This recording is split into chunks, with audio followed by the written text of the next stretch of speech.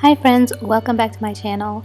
This week I've had a fairly busy and stressful week, so I thought I would unwind a little bit by doing some late night baking.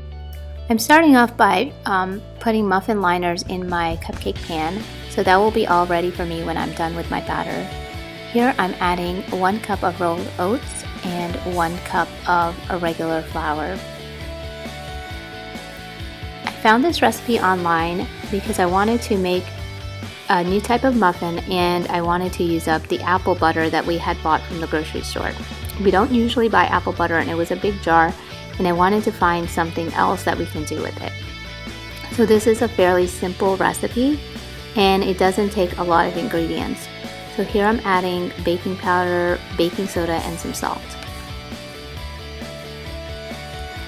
Next I'm adding the brown sugar and mixing all the dry ingredients together.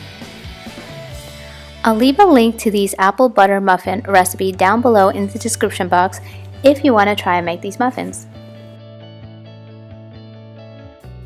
Next, I'm getting a different bowl to work on the wet ingredients. So here I just have some eggs that I have cracked in the bowl and I am mixing them up. You can also do this with an electric mixer, but I didn't want to get all of that stuff out and just used a fork, and it was pretty easy to get everything together. Here I'm adding some milk. I didn't have a full cup, so I added some yogurt and it worked out really good.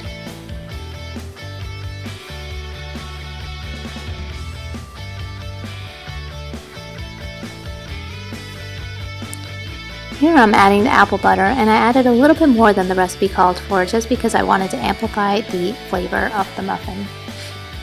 And just mixing everything all together.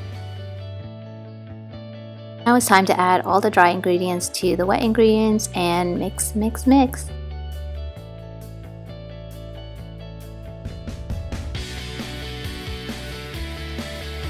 Now it's time to fill up the muffin tins.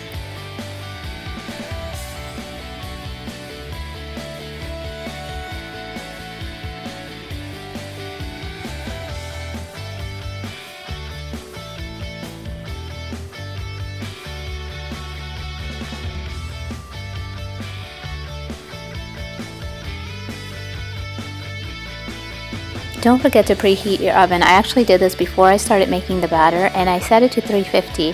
I believe the instructions said to set it to 400, but I never set muffins to 400 degrees. I just set it to 350 and baked for 20 minutes.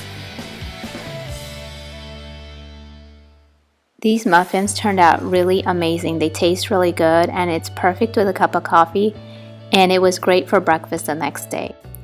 Let me know if you end up making these muffins and what you think about them, or what your favorite muffin is for fall. Thanks for watching, and I'll catch you next time. Bye!